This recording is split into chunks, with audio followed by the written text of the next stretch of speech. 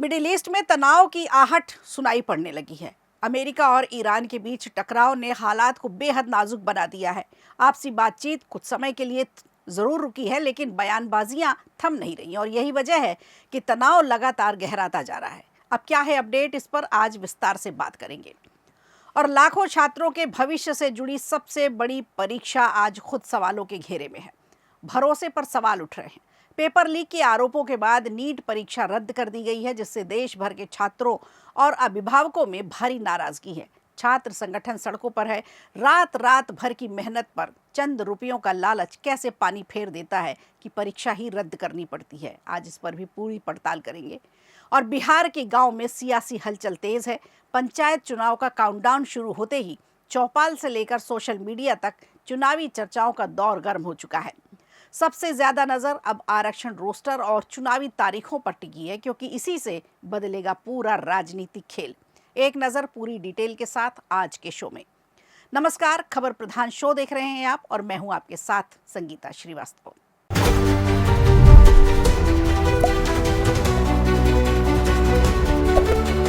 Middle east के तनाव की चपेट में दुनिया के कई देश आ चुके हैं। एक तरफ अमेरिका का अहंकार है तो दूसरी तरफ ईरान का अड़ियल रवैया, और बीच में पूरी दुनिया की रफ्तार जैसे रुक गई है।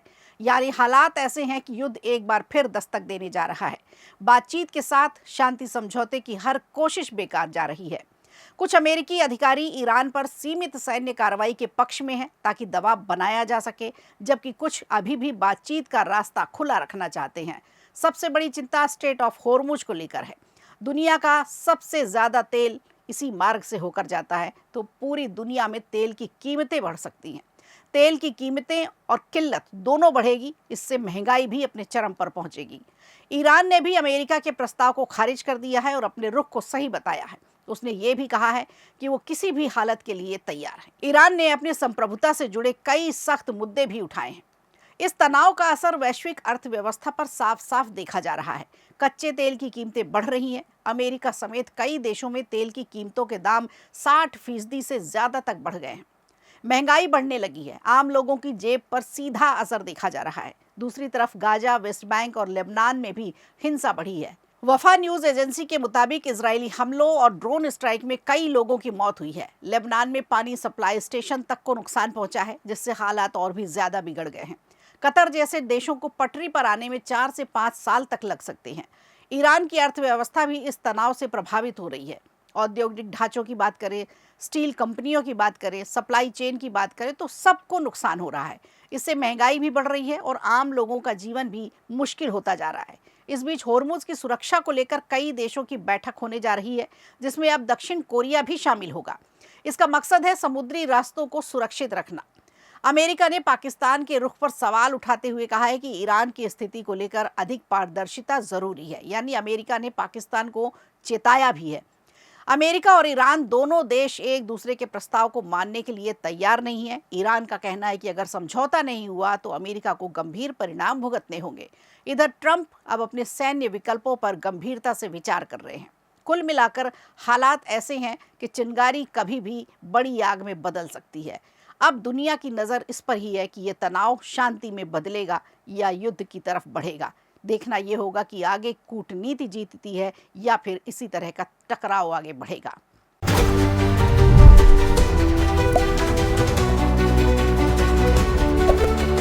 और इधर एक बार फिर परीक्षा व्यवस्था सवालों के घेरे में है, जहां लाखों छात्रों के सपने सिस्टम की भेंट चढ़ गए। देश की सबसे बड़ी मेडिकल प्रवेश परीक्षा नीट यूजी 2026 को लेकर इस बार फिर पेपर लीक का मामला सामने आया। जहां एक तरफ लाखों छात्रों के भविष्य दांव पर लग गया, वहीं दूसरी तरफ जांच एजेंसियों पर सच लाने की जिम्मेदारी आ गई। और सिस्टम पर आखिर कब तक सवाल उठते रहेंगे। हर बार पेपर लीक कैसे हो जाता है, ये सिस्टम पर सवाल जरूर उठते हैं। नेशनल टेस्टिंग एजेंसी यानी एनटीए ने 3 मई 2026 को परीक्षा ली थी और इसे रद्द कर दिया गया। ये फैसला पेपर लीक और परीक्षा प्रक्रिया में गंभीर गड़बड़ियों के आरोपों के बाद लिया गया। इस परीक्षा में करीब 22 से 26 लाख छात्र शामिल हुए थे। अब इन सभी छात्रों को दोबारा परीक्षा देनी होगी। क्या ये इतना आसान है किसी भी छात्र के लिए, उनके टीचर्स के लिए, उनके माता पिता के लिए? और क्या इसकी गारंटी है कि ये दोबारा पेपर लीक नहीं होगा? छात्रों और अभिभावकों के बीच इस फैसले के बाद आशा और चिंता दोनों का माहौल है। सुपर 30 के आनंद कुमार का भी रिएक्शन आया है। उन्होंने अपने फेसबुक पेज पर लिखा है कि नीट की परीक्षा में पेपर लीक होना बेहद दुर्भाग्यपूर्ण घटना है। छात्रों और उनके अभिभावकों के लिए ये खबर निश्चित रूप से निराश करने वाली है। पेपर लीक का मामला तब गरमाया जब राजस्थान समेत कुछ राज्यों में पेपर पहले से ही उपलब्ध होने के आरोप सामने आए। इसके बाद पूरे सिस्टम पर सवाल उठने लगे। मामला आग की तरह फैल गया और परीक्षा की निष्पक्षता पर गंभीर संदेह पैदा हो गया। राजस्थान के पूर्व मुख्यमंत्री अशोक गहलोत ने भी इस मुद्दे पर बड़ा बयान दिया है। उन्होंने आरोप लगाया है कि नीट परीक्षा में बड़े स्तर पर गड़बड़ी को छिपाने की कोशिश की जा रही है।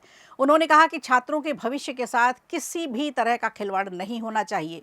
रीनीट की नई तारीख अभी घोषित नहीं हुई है। कहा जा रहा है कि जल्द ही घोषित कर दी जाएगी। इस मुद्दे पर कांग्रेस नेता राहुल गांधी ने भी दुख जताया है और सवाल उठाए हैं। कहा है कि बच्चों की मेहनत और संघर्ष बर्बाद हो गया। वहीं कांग्रेस ने एक्स पर दावा किया है कि मोदी सरकार के 10 साल के शासन में 89 पेपर लीक हुए हैं। एनटीए ने अपने ऑफिशियल स्टेटमेंट में कहा है कि सभी सबूतों पर विचार करने के बाद एग्जाम को जारी रखने की अनुमति नहीं दी जा सकती थी।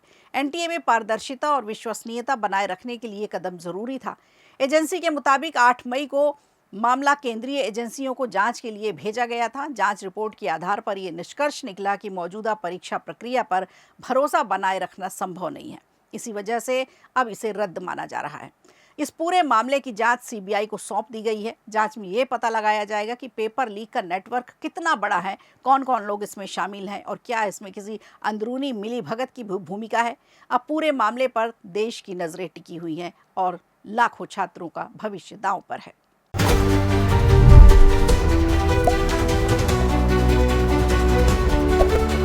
और इधर बिहार के गांव की सरकार के लिए चुनावी बिसात बिछना शुरू हो चुकी है। पंचायत चुनाव का काउंटडाउन शुरू हो गया है। कहीं चौपालों पर रणनीति बन रही है तो कहीं व्हाट्सएप ग्रुप में सियासी जोड़-तोड़ तेज हो गया है। वजह है पंचायत चुनाव का काउंटडाउन। और सबसे बड़ा सवाल, इस बार किसकी सीट होगी आरक्षित। बिहार पंचायत चुनाव को लेकर राज्य की राजनीति अब धीरे धीरे गरमाने लगी है। अगले कुछ महीनों में गांव की सरकार चुनने के लिए बड़ी चुनावी महासंग्राम देखने को मिलेगा। पंचायत चुनाव केवल स्थानीय वोटिंग नहीं माना जाता, बल्कि इसे गांव की सत्ता की सबसे बड़ी लड़ाई कहा जाता है। राज्य के 8000 से ज्यादा ग्राम पंचायतों में चुनाव होने हैं और इसी को लेकर अभी से राजनीतिक हलचल तेज हो गई है। गांव की चौपाल से लेकर सोशल मीडिया तक हर जगह सिर्फ एक ही चर्चा है, चुनावी समीकरण किसके पक्ष में जाएंगे और किसका सियासी गणित बिगड़ जाएगा। इस बार पंचायत चुनाव में सबसे बड़ा मुद्दा बना है जनसंख्या के आंकड़े और आरक्षण रोस्टर। किस पंचायत में मुखिया, सरपंच, वार्ड सदस्य या जिला परिषद की सीट महिलाओं, SC ST या OBC के लिए आरक्षित है, इसका फैसला आने वाले रोस्टर से होगा। और यही वजह है कि मौजूदा जनप्रतिनिधियों और चुनाव लड़ने की तैयारी कर रहे नेताओं की नज़र अब सरकार और राज्य निर्वाचन आयोग के फैसले पर टिकी है, क्योंकि पासा कब पलट जाए इसका अंदाज़ा किसी को नहीं है। फिलहाल प्रशासनिक स्तर पर तैयारियां तेज हो चुकी हैं। सबसे पहले नए जनसंख्या आंकड़े जारी किए जाएंगे। इसके बाद जिलावार आरक्षण रोस्टर तैयार होगा और इसी रोस्टर से तय होगा किस इलाके में कौन सी सीट किस वर्ग के लिए आरक्षित होगी। अब माना यह जा रहा है कि रोस्टर सामने आते ही कई बड़े नेताओं की राजनीतिक जमीन खिसक सकती है, जबकि कई नए चेहरों को भी मैदान में उतारा जा सकता है। बिहार की राजनीति में पंचायत चुनाव का महत्व विधानसभा चुनाव से कम नहीं आंका जाता, क्योंकि गांव में विकास योजनाओं को लागू करने की जिम्मेदारी पंचायत के हाथ में होती है। साथ ही निश्चय योजना, ग्रामीण पेयजल योजना, पक्की नाली गली और मनरेगा जैसी कई योजनाएं हैं जो पंचायत के जरिए ही जमीन पर उतरती हैं। और यही कारण है कि इस बार ग्रामीण जनता विकास के मुद्दों पर ज्यादा ध्यान दे रही है। गांव में भावी जो उम्मीदवार हैं उनका जनसंपर्क अभियान तेज कर दिया गया है। जिन्हें उम्मीद है कि उनका नंबर आ सकता है, वो गांव-गांव में निकल पड़े हैं, अपने क्षेत्र में मजबूती से अपनी पकड़ बना रहे हैं। कोई चौपाल में बैठकर रणनीति बना रहा है तो कोई सोशल मीडिया के जरिए खुद को मजबूत करने में जुटा है। इस बार युवा उम्मीदवारों की दिलचस्पी भी बड़ी तेजी से बढ़ी है, तो डिजिटल प्रचार और सोशल मीडिया कैंपेन के कारण मुकाबला पहले से भी ज्यादा दिलचस्प और कड़ा माना जा रहा है। कयास ये लग रहा है कि जून जुलाई के बाद चुनावी तैयारियां और भी ज्यादा तेज हो जाएंगी। जैसे जैसे आरक्षण रोस्टर और चुनावी तारीखों को लेकर फैसले सामने आएंगे, वैसे वैसे बिहार के गांव का सियासी तापमान बढ़ता जाएगा। तो कुल मिलाकर बिहार के गांव में अभी से चुनावी रण सज चुका है, बस मुकाबला होना बाकी है जो और भी ज्यादा रोमांचक होगा। तो खबर प्रधान शो में आज के लिए इतना ही। दीजिए इजाजत, नमस्कार। वीडियो अच्छा लगा हो तो लाइक कीजिए, शेयर कीजिए और कमेंट बॉक्स में हमें ज़रूर बताइए।